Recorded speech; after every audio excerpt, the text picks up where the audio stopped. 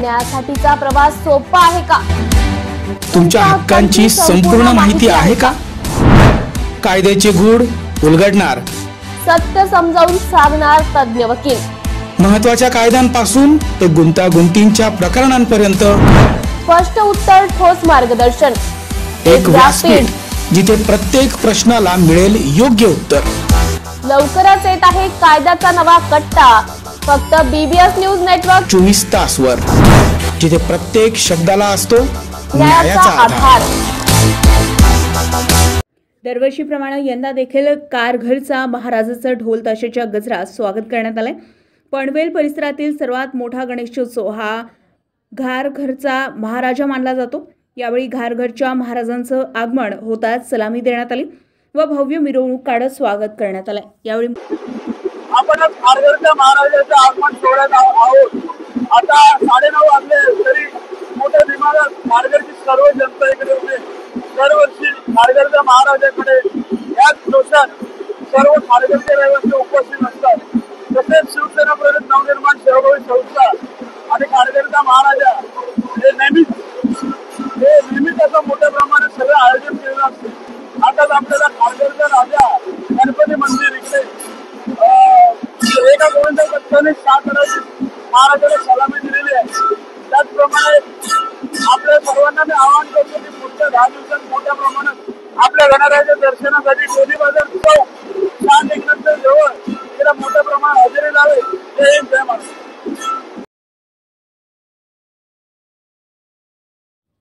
कोकणात गणेशोत्सवासाठी कोकणवासीय लाखोंच्या संख्येनं दाखल झाले आहे। आपल्या लाडक्या बाप्पांच्या उत्सवासाठी आपल्या गावी जायला मोठ्या प्रमाणात गर्दी करत आहे। लांजा बस स्थानकात कोकणवासियांची मोठी गर्दी झाली आहे। कायदा आणि सुव्यवस्थेच्या दृष्टिकोनातून पोलीस प्रशासन देखील चोख पोलीस बंदोबस्त ठेवून आहे। गावी जाण्यासाठी कोकणवासी अधिकाधिक एसटीला पसंती देताना दिसून येत आहे। एसटी प्रशासन देखील कोकणवासियांच्या सेवेसाठी सज्ज झाले आहे। गावी कोकणवासियांना घेऊन जाण्यासाठी एसटीच्या अधिक फेऱ्या वाढवण्यात आल्या। कोकणामध्ये आता गणेशोत्सवाची धूम पाहायला मिळत आहे। नाशिक महानगरपालिकेच्या सार्वजनिक आरोग्य विभागाच्या वतीने जाहीर आवाहन, गुइलेन बॅरे सिंड्रोम अर्थात GBS ला घाबरू नका, पण दक्षता घ्या। पाणी उकळून प्या, स्वच्छ आणि ताजे अन्न सेवन करा। शिजलेले व न शिजलेले अन्न एकत्रित ठेवू नका। लक्षात ठेवा, अचानक पायात किंवा हातात कमजोरी किंवा लकवा, चालताना त्रास किंवा अशक्तपणा, बऱ्याच दिवसांपासून डायरिया अशी लक्षणे आढळल्यास त्वरित डॉक्टरांचा सल्ला घ्यावा व तात्काळ उपचार सुरू करावा। सार्वजनिक आरोग्य विभाग, मनपा नाशिक द्वारे जनहितार्थ प्रसारित। कल्याणशी रोडवर गेले काही दिवस प्रचंड वाहतूक कोंडी होता। यातच मध्यरात्री अचानक मोठा दिशादर्शक फलक अचानक रस्त्यावर कोसळला आणि काही काळ दोन्ही साईडची वाहतूक ठप्प झाली होती। दरम्यान घटनास्थळी मनसे नेते राजू पाटील, पदाधिकारी योगेश पाटील घटनास्थळी पोहोचले आणि पोलीस, फायर ब्रिगेड यांना बोलावून घेऊन पकडलेला फलक बाजूला काढलाय। दरम्यान या घटनेमध्ये एक बाईक स्वार जखमी होता वाचलाय। वणीच्या उकणी कोळसा खाण प्रशासनाविरुद्ध काँग्रेसचे राज्याचे प्रदेश सचिव संजय खाडे यांच्या नेतृत्वात चक्काजाम आंदोलन। कोकणी खान ते जुनाट फाट्यापर्यंत रस्त्याची दुरुस्ती व पांगरीकरण करण्याची मागणी। सकाळी 6:30 वाजतापासून रस्ता धरला रोखून काँग्रेसचे कार्यकर्ते आक्रमक। आठवड्याभरात प्रशासनाने रस्ता आणि नागरिकांना सोयीसुविधा उपलब्ध करून न दिल्यास यापेक्षाही उग्र आंदोलन करण्याचा इशारा। कोळसा वाहतूक करणारी वाहने ठप्प, पोलिसांचा तगडा बंदोबस्त। दरवर्षीप्रमाणे याही वर्षी कोकणातील गणरायाच्या दर्शनासाठी मोठ्या प्रमाणात भाविक निघणार आहेत आणि प्रवाशांच्या वाढत्या मागणीचा विचार करून महाराष्ट्र राज्य परिवहन महामंडळानं यावर्षी विशेष बसगाड्या थांबवण्याचा निर्णय घेतलाय।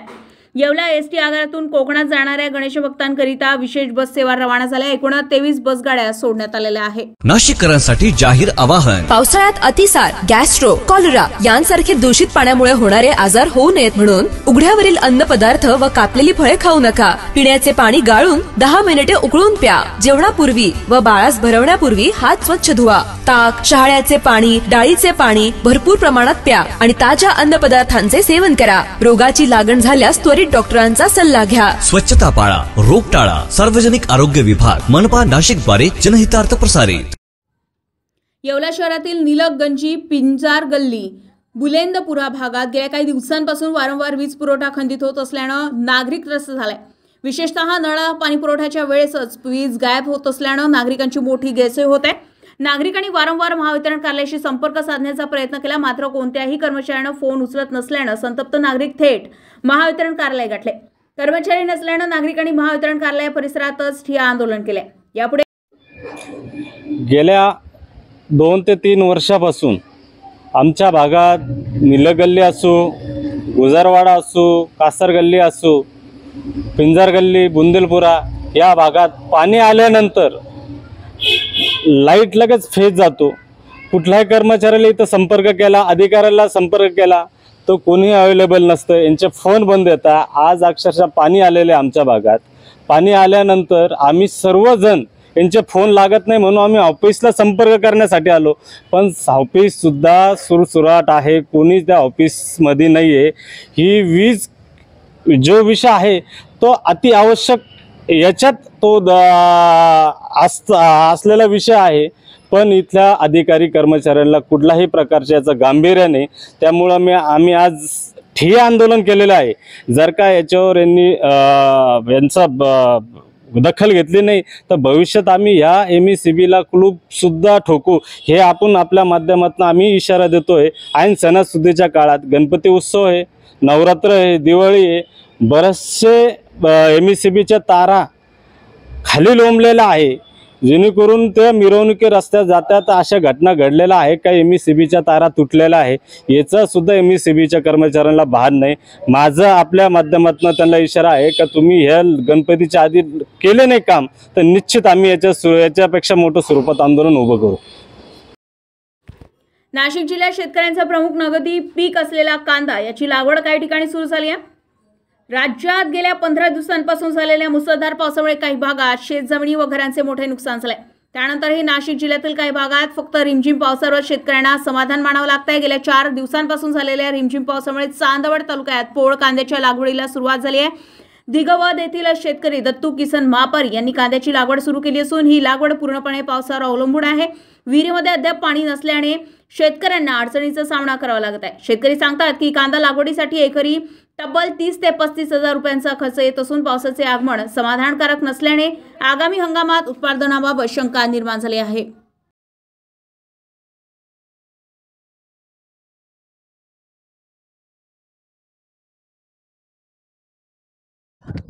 काय नाव आपलं? बाळासाहेब मधुकर चालूसकर. बरं, काय शेतामध्ये तुम्ही आता कांदे लागवड करताय, कशा पद्धतीने पाण्याच्या कोणत्या पाण्याच्या अपेक्षेवर करताय? वरील पाण्याची अपेक्षा आहे. सध्या तुमच्याकडे पाऊस चांगला झाला नाही का? पाऊस नाही पाहिजे असा पाऊस नाही झालेला आणि आता तुम्ही बोलल्यामध्ये एक ते 2 परसत पाणी विहिरीमध्ये आहे. हो तर मग पुढे जर पाणी नाही आलं तर ह्या कांद्यांच्या बाबतीत काय मत आहे तुमचं? कांदे येणारच नाही, पाऊस नसतो. पाऊस विहिरीमध्ये पाणी किती नसल्यामुळे हा, अजून 1-1.5 महिना तुमचा आला पाऊस बस आला. बस 1-1.5 महिना तुमचं झालं तेवढेच भाजी बिजी आलेली तरच ते कांद्याचं होणार. काका काय सांगाल तुम्ही आज तुमच्या शेतामध्ये कांद्याची लागवड चालू करताय? हो, काय नाव आपलं? दत्तू किसन मापारी, राहणार देवगड तालुका, चांदवड जिल्हा, नाशिक. बरं, या ठिकाणी तुम्ही जी कांद्याची लागवड चालू करताय, हो, तर ही लागवड तुम्ही आज चालू केली आहे? हे लागवड चालू केली म्हणजे पावसाच्या भरोश्यावर सगळी. आज विहिरीमध्ये काही नाही, परसक पाणी फक्त. पोळ कांदे म्हणजे फक्त पाण्याच्या पावसाच्या भरोश्यावर आहे. आता पाऊस तुमच्याकडे कधीपासून बंद झालाय? पाऊस आज 2-3 दिवसापासून बंद आहे. किती दिवसांपासून पाऊस चालू होता सारखा? 8 दिवस सारखा चालला, पण इतका काही जोरात पाऊस झाला नाही. 8 दिवसाचा पाऊस झाला पण जोरात काही झाला नाही, जमिनीतून काही पाणी वाहिलं नाही. फक्त 20 पाण्याने पाणी झालं फक्त काहीतरी. लोकांना लागवडीसाठी किती पैसे देणार तुम्ही? भाकरी आणि गाडी भाडं 2000 रुपये. कुठली टोळी आहे? चांदोरी सायकल. आता तुमचे कांदे किती एकर लावताय तुम्ही? आता काय बसते ते एकराच्या पुढेच बसते. एकराच्या पुढे बस. कांद्याची लागवड करताना एकरी किती खर्च येतो तुम्हाला सरासरी? सरासरी 25,000 रुपये खर्च आहे. गाड्यापर्यंत? गाड्यापर्यंत लाख रुपये खर्च आहे. बरं, एकरी. त्याच्यामध्ये औषध आले, वाहतूक काढाई कापाई सगळे लाख रुपये खर्च आहे. मेहनतीचा खर्च, जमीन जाणार शेतकऱ्याची मेहनत वायाची. मंत्री संजय शिरसाट यांचा एक व्हिडिओ समोर आलाय। त्या व्हिडिओमध्ये मंत्री संजय शिरसाट यांच्या समोर एक बॅग आहे आणि त्या बॅगेत पैसे असल्याचा आरोप विरोधकांनी केला होता। यावर एका कार्यक्रमात बोलताना पैसे कमी पडल्यास माझी बॅग उघडी आहे असं शिरसाट यांनी वक्तव्य केलंय।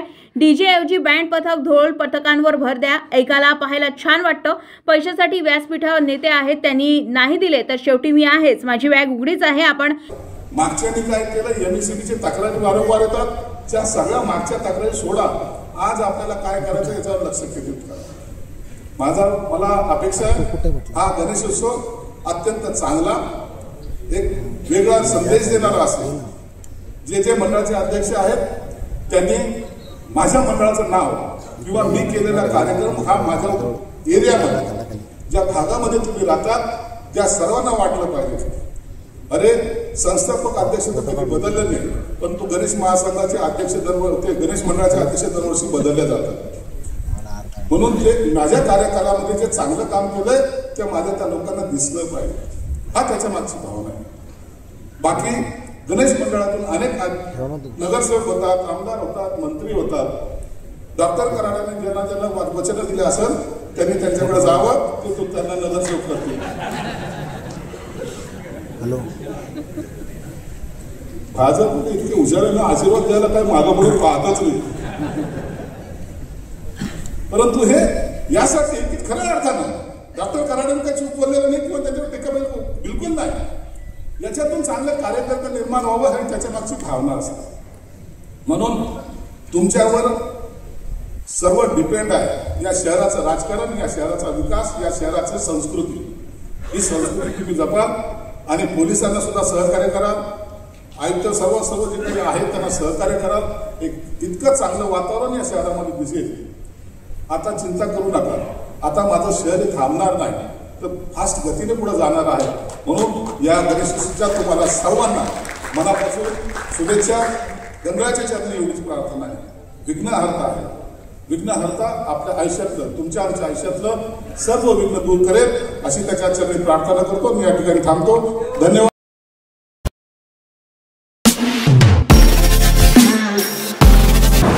नमस्कार नाशिककर, आज आपण आहोत ललित रुंठा ग्रुप यांच्या रुंठा फ्लोरेन्झा या प्रोजेक्टला। तर हा प्रोजेक्ट आहे प्रीमियम लोकेशनला, म्हणजेच गोविंद नगर जवळ। या प्रोजेक्टमध्ये आपण 20हून अशा लक्झरियस अम्युनिटीज दिलेल्या आहेत, जसे की वॉकिंग ट्रॅक, मल्टीपर्पज हॉल आणि यासारख्या भरपूर अशा युनिक अम्युनिटीज। चला तर मग बघूया आपण आपला सॅम्पल फ्लॅट। तर हा आहे आपला प्रशस्त असा लिव्हिंग रूम आणि याला आपण सुंदर अशी बाल्कनी दिलेली आहे। हा आहे आपला डायनिंग टेबल। तर हा आहे आपला किचन एरिया आणि आपण इथे किचन चॉपिंग काउंटर वेगळं दिलेलं आहे। इथे आपण दिलेले आहेत किचन ट्रॉलीज आणि स्टोरेजसाठी आपण इकडे कॅबिनेट्स पण दिलेले आहे आणि प्लस आपण इथे युटिलिटी एरिया पण दिलेला आहे। हा आहे आपला चिल्ड्रन बेडरूम आणि याचं वैशिष्ट्य म्हणजे इथे आपण फोल्डेबल असा बेड दिलेला आहे। इथे आपण दिलेला आहे कॉमन वॉशरूम, ज्याला अटॅच आपण मिरर सुद्धा दिलेला आहे। हा आहे आपला मास्टर बेडरूम आणि ज्याला आपण अटॅच टॉयलेट आणि वॉशरूम दिलेला आहे। मग नाशिककर, कसा वाटला तुम्हाला आमचं सॅम्पल फ्लॅट? तुम्ही पण येताय ना आमचं सॅम्पल फ्लॅट बघायला?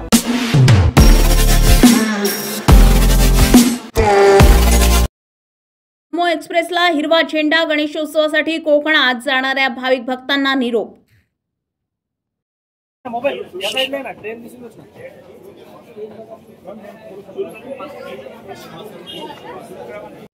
धारावी अंडरग्राउंड मेट्रो स्थानकात रविवारी सकाळी कोब्रा जातीचे पिल्लू आढळल्यानं प्रवासी व कामगारांमध्ये भीतीचं वातावरण निर्माण झालंय। स्थानिक सर्पमित्र कौशिक केनी आणि ऋषित सावंत यांनी तातडीनं घटनास्थळी धाव घेत पिल्ल्याला सुरक्षितरित्या पकडत जंगलात परिसरामध्ये सोडून दिलाय।